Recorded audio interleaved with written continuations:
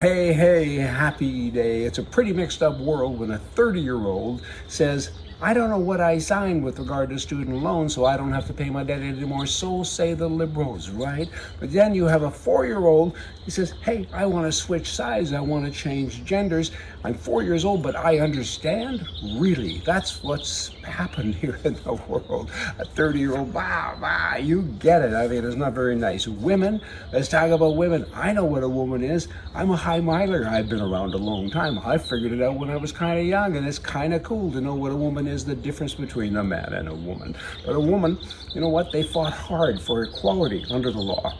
And finally, they could vote, they could work, they could earn money, proper wages, right? In the year 1900, that's a long time ago, women were finally allowed to compete in the Olympic Games. Hear all those birds singing in the background? It's a beautiful morning till I get revved up about all of this political stuff, don't you know? I've even got lemons over my shoulder here. There's a lot of lemons here, though, with regard to politicians. So women, they can now compete in the Olympic Games 123 years ago, right? And it's great. However, guess what's happened now?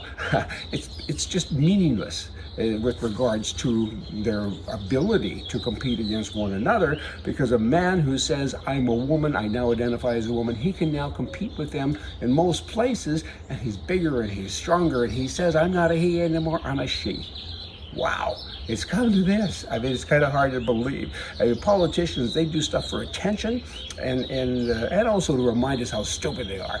And I think that's what's happening here, because they're all kind of getting in line with regards to the parade, right? And they're saying, this is the way it should be. International Women's Day, the Prime Minister in Canada, the President of the USA, and other leaders in other countries said, these things are women.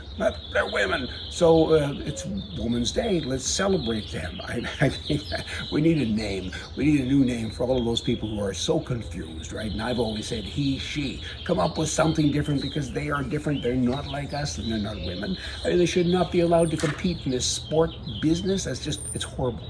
And here's a story for you to kind of lighten it up. The pregnant woman was at the doctor's for a checkup, and she said, hey, doc, what's the gender? I want to know. And the doctor looked at her with a sad look on his face, and he said, you know what, we'll let the kindergarten teacher decide that.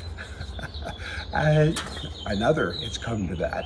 You know, CNN, they reported the shooting in Nashville recently, and I didn't hear at least once that they said it was a transgender. Not once. I mean, it was a gun's fault. And there's nothing about mental health or anything else. It's the gun's fault. And CNN went on to say that in the first 3 months of 2023, there has been 129 mass shootings. You know what? That's just not true. It can't be true. 129 mass shootings. I mean, describe a mass shooting. Hey, it's for the birds, because it's not true.